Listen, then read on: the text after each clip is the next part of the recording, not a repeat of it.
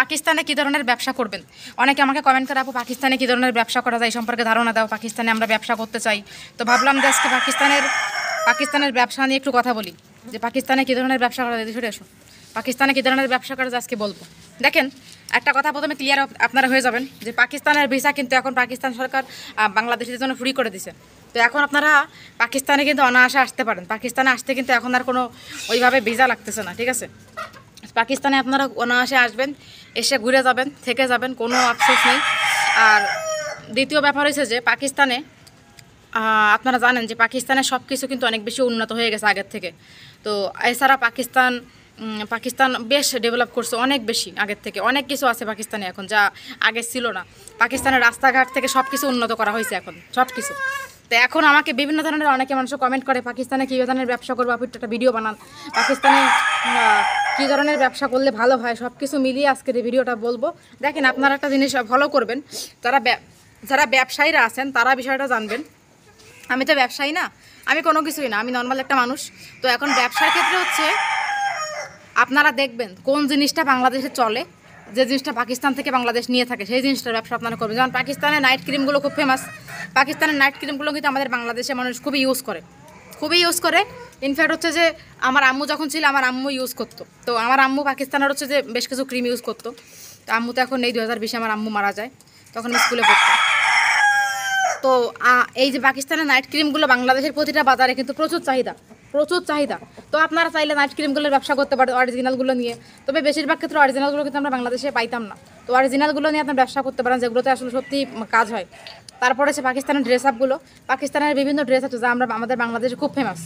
এরপর আমাদের বাংলাদেশি মেয়েরা পাকিস্তানের ড্রেস খুব পছন্দ করি। তো চাইলে কিন্তু আমরা এই বাংলাদেশিরা এই পাকিস্তানের ড্রেস আপগুলো নিয়ে আমরা কিন্তু ব্যবসা স্টার্ট করতে পারি। তো চাইলে আমরা এগুলো কিন্তু ব্যবসা করতে পারি, ঠিক আছে। নিজে দাদা হ্যাঁ করে নিয়ে যাও। তো চাইলে আমরা এগুলোর ব্যবসা করতে পারি। তারপরে হচ্ছে যে বিভিন্ন জিনিস পাকিস্তানের, তবে আমার কাছে বেস্ট মনে হয় কি পাকিস্তানের কাপড় হচ্ছে যে দূরে আসো, পাকিস্তানের কাপড় আর হচ্ছে পাকিস্তানের ক্রিম, এগুলো হচ্ছে বেশি বেস্ট মনে হয় আমার কাছে। আর পাকিস্তানের কাপড় বাংলাদেশে কীভাবে আনবেন দেখেন, দেখিস সরাও দূরও মেজাজ খারাপ হয়ে জানো। তো পাকিস্তানের কাপড় হচ্ছে আপনারা বিমানে করে আনবেন বা জাহাজের মাধ্যমে আনার চেষ্টা করবেন। ওই যে কার্গো করে আনা যায়। তবে এই সিস্টেমটা আমি জানি না কীভাবে আনা যায়, তাহলে তো আমি নিজেই ব্যবসা করতাম। অবশ্য আমাকে অনেকে বলছে, আপু তুমি ব্যবসা করো। ইন ফিউচারে ভাববো যে ব্যবসা করবো কি না। এখন তো ছোটো মানুষ, এখন ভাই ব্যবসা করার মতো আমি হই নাই। তো দেখা যাক, যদি কখনো সুযোগ সুবিধা হয় তাহলে ব্যবসা করব। এই হচ্ছে ব্যাপার। এখনও আসলে এই বিষয়ে আমার এখনও প্ল্যানিং হয়নি, তবে চেষ্টা করব। তো আপনারা এইগুলো করতে পারেন, এই ব্যবসাগুলো করতে পারেন, ভালো হবে।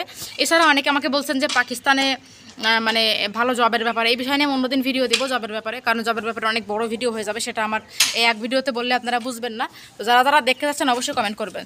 তো এই হচ্ছে কাহিনী। বাকি হচ্ছে যে এত আগে ঢুকাচ্ছে কেন, দাঁড়াও। তো তারপরে হচ্ছে যে তোমরা এই পাকিস্তানে যখনই আসবা তখনই আসলে সত্যি কথা তোমরা এই পাকিস্তানের ড্রেস আপগুলো ট্রাই করে দেখতে পারো। আমার মনে হয় যে পাকিস্তানের ড্রেস আপ হচ্ছে বেস্ট। তবে পাকিস্তানের ড্রেস কি বেশিরভাগ ড্রেস আছে গর্জিয়াস হয়, ওদের গর্জিয়াস ড্রেসগুলো সুন্দর, যেমন লেহেঙ্গা, তারপরে হচ্ছে তোমার সারারা। তো এই ধরনের ড্রেসগুলো অনেক সুন্দর, আনারকলি, এই ধরনের ড্রেসগুলো অনেক সুন্দর, মানে ওরা হেভি ড্রেসগুলো সুন্দর করে বানায়। তারপর পাকিস্তানের বিয়ের ড্রেসগুলো অনেক বেশি উন্নত, যেমন আমার বিয়ের ড্রেসও কিন্তু সারারা ছিল, সেটা অনেক বেশি সুন্দর ছিল।